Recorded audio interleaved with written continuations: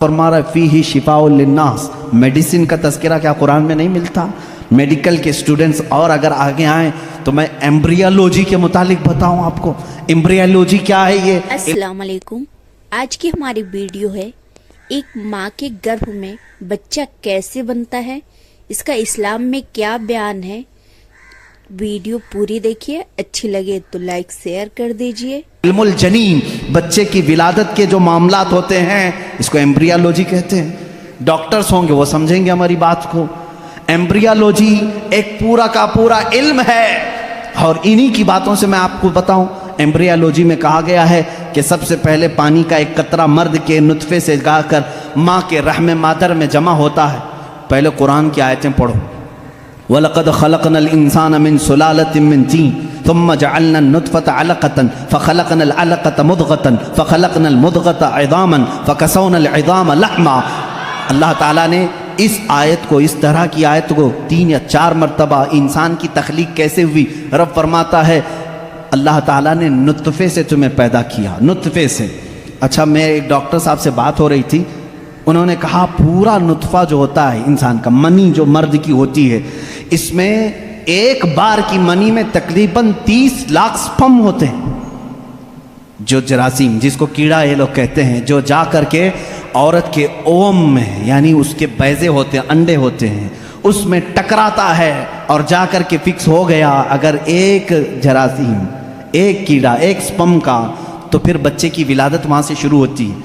तो उन्होंने कहा कि 30 लाख में से एक ही जाता है, 30 लाख में से एक ही जाता है। और रब ताला के इस कलाम पर कुर्बान जाओ, अल्लाह फरमाता है सुलालतिम मिन माइन महीन, कि जब तुम नुत्फा डालते हो तो बहुत सारे पानी में से जो असल होता है मौला उसी से पैदा करता है। सुलाला कहते हैं सबसे कीमती चीज, उसमें से जो असल है उसी से पैदा करता है। 30 लाख अगर स्पर्म में जरासीम आए हो, सिर्फ एक ही से पैदा किया जाता है। फिर उसके बाद अल्लाह ताला ने फरमाया हम उसके ज़रिए से अलका बनाते हैं। अलका क्या है? मुद्गा क्या है?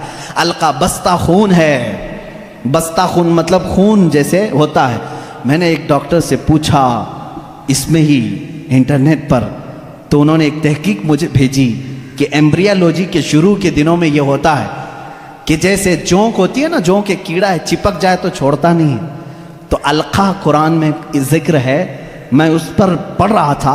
अलका जैसे च्युइंगम वाली चीज होती है, चिपकने वाली, अगर खून के चिपकने वाले हिस्सा कोई बन गया तो उसको अलका कहते हैं।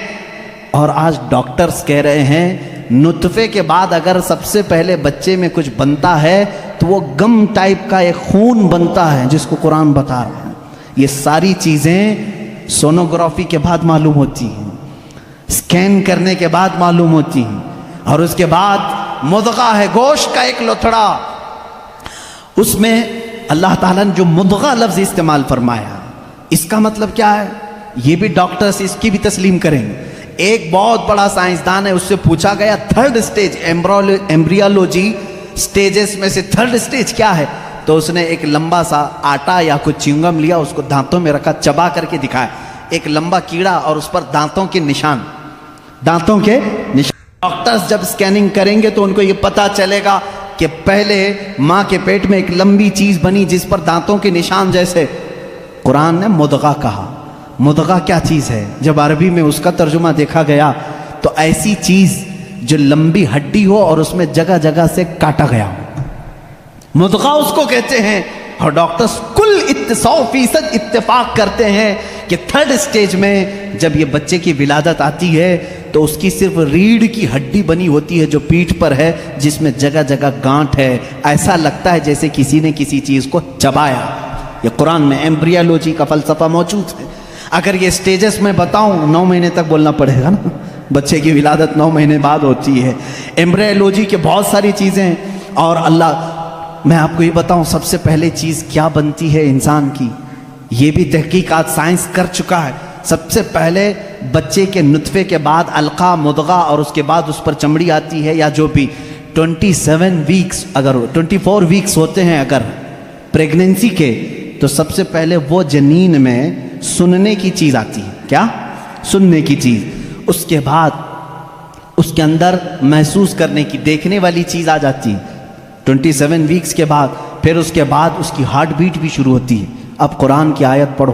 اللہ فرماتا ہے وَجَعَلَ لَكُمُ السَّمْعَ وَالْأَبْصَارَ وَالْأَفْئِدَةَ قَلِيلًا مَا تَشْكُرُونَ. ہم نے تمہارے ماں کے پیٹ میں سب سے پہلے سننے کی طاقت دی, دیکھنے کی طاقت دی, پھر دھڑکنے والا دل عطا کی. اللہ اللہ, یہ ترتیب کہاں سے آئی؟ یہ اس زمانے میں قرآن نازل ہوا جہاں کوئی خوردبین نہیں تھی, کوئی مائکروسکوپ نہیں تھا, کوئی ٹیلیسکوپ نہیں تھا, کوئی سونوگرافی نہیں تھی, کوئی اسکیننگ سینٹر نہیں تھا. جب قرآن یہ بتا رہا ہے وہ لوگ اس وقت ماؤں کے پیٹ میں کیسے بات جان سکتے تھے؟ ایک بہت بڑا سائنسدان ہے, اس کے سامنے ایمبریالوجی کے تذکرے کیے گئے اور قرآن کی آیتیں بتائی گئی تو کہتا ہے شاید محمد صلی اللہ علیہ وسلم کے پاس کوئی ایسی بڑی مشین تھی جس کو وہ دیکھ کر کے سب بتائیں. ان سے کہا گیا میاں یہ 1400 سال پہلے کی ہے, تو وہ خود ہنسنے لگا. ہاں یہ تو ٹیلیسکوپ جو دیکھنے والی خوردبین ہے, مائکروسکوپ, یہ تو 16ویں صدی میں ایجاد ہوئی ہے, اور اس وقت جب ایجاد ہوئی تو بڑی بڑی چیزیں ہی خالی دیکھ سکتی تھی, چھوٹی چیزوں کو دیکھا بھی نہیں جاتا. پھر اس نے اٹھ کر کے یہ کہا پھر تو یا تو اوپر والی کوئی طاقت ان کے ساتھ ہوگی. یہ باتیں اگر وہ اس زمانے میں بتائے ہیں تو پھر کوئی اور طاقت ہوگی. یہ قرآن کے علوم ہیں میرے عزیزو, پڑھو اس